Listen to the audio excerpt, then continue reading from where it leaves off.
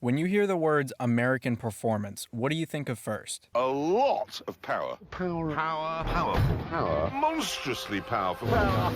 Probably horsepower, quarter miles, and 0 to 60s. And if there had to be a fourth thing, I bet it'd be this sound.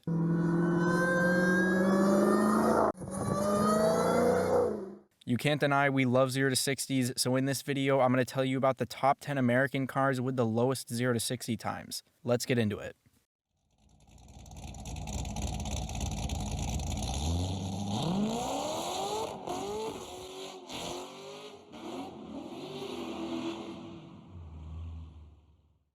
Obviously, we all love top speeds too, and if you're interested in the 6 American cars that go over 200 for under 100 grand, check out my video on those next and subscribe for more videos like this.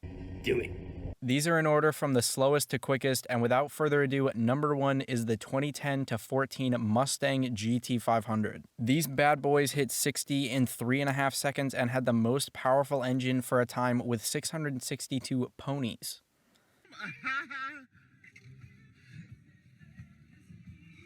Crazier than that, they made first gear so long it'll actually hit 62 specifically so they had a better acceleration time. They've got supercharged 5.8 liter V8s and are on the market right now for about 50,000 bucks. I'm definitely interested to see if the value of these go up in the future because they still look really damn good and I'd say they're already pretty collectible. Not bad, not bad.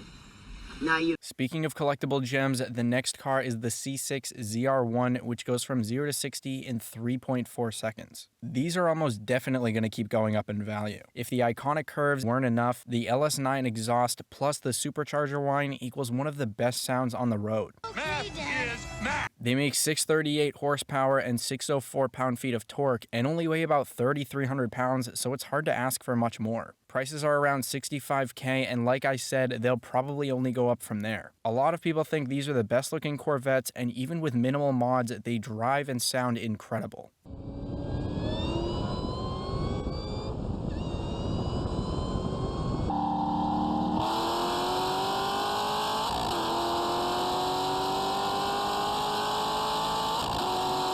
Lord have mercy, I'm about to bust. Car number 3 is the Equus Bass 770. Contrary to popular belief, it's not just some oldie with a new paint job. Equus made the car from scratch, but obviously got inspiration from classic Dodges for the front, Mustangs for the side, and Camaros for the back. They also used the LS9 engine, and because of that, they get to 60 in 3.4 seconds too. The exhaust is designed to make a classic muscle car thundery sound, and the interior looks really good. The downside is, well, it costs 250,000 bucks. My disappointment is immeasurable, and my day is ruined. On the bright side though, I'm happy to see that there's companies dedicated to keep the old muscle cars spared alive. Next up is the 6th gen Camaro ZL1. Chevy posted a 3.5 0 to 60 for these, but Car and Driver was able to hit it in 3.4. They have that beautiful LT4 making 650 horsepower and torque, but sadly there's word that Camaro might be hitting the bucket soon. I made a video on that as well, so if you want to see those details, click over to that. I'll link all videos mentioned in the description. Just make sure you grab a box of tissues before the Camaro one. American car number 5 is the 13 to 17 Viper, which also gets to 60 in 3.4 seconds. This was Dodge's answer to the Corvette, and with a little help from Lamborghini, they figured more cylinders, more fun, right?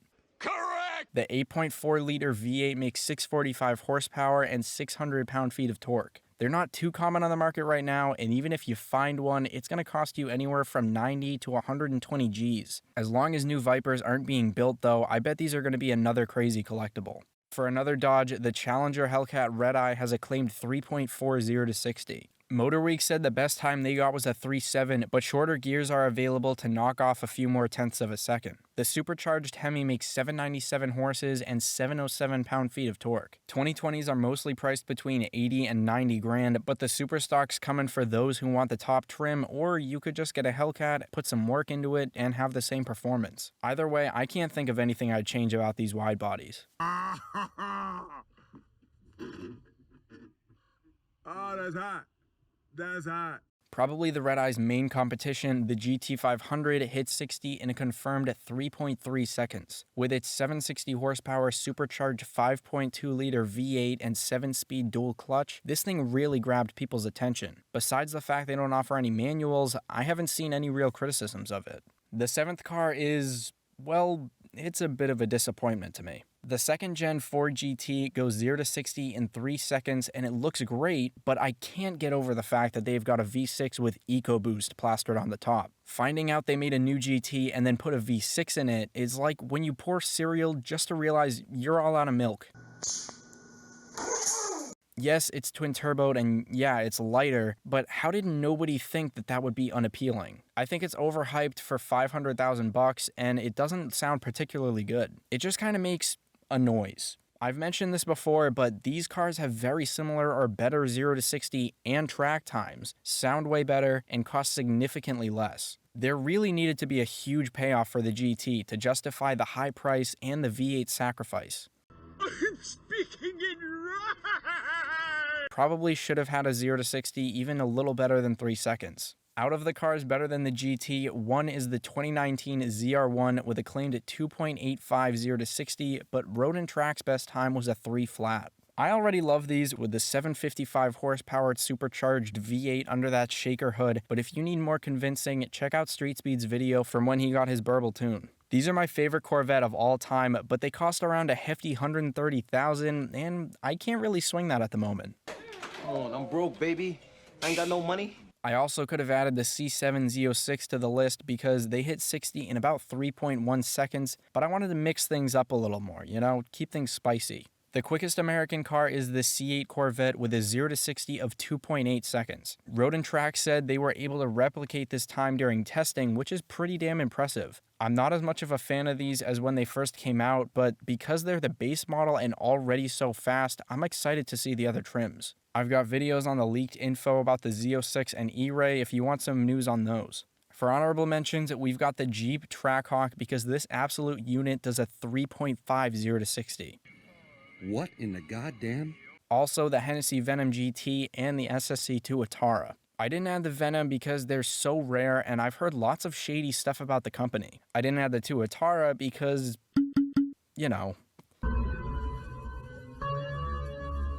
I should also point out I didn't add any Teslas even though there would have been a few, but this is kind of a muscle car V8 hell yeah brother type of channel, so I didn't really think they would fit with the rest of these, but they obviously have great 0 to 60 times. There you have it, those are the American cars with the quickest 0 to 60s. Let me know in the comments which of these is your favorite or if I might have missed one. As always, if you enjoyed this video, punch that like button and subscribe to Liberty Drives for more American car content and news. Thank you very much for watching. I really appreciate you guys. I'll see you next week. Have a great day.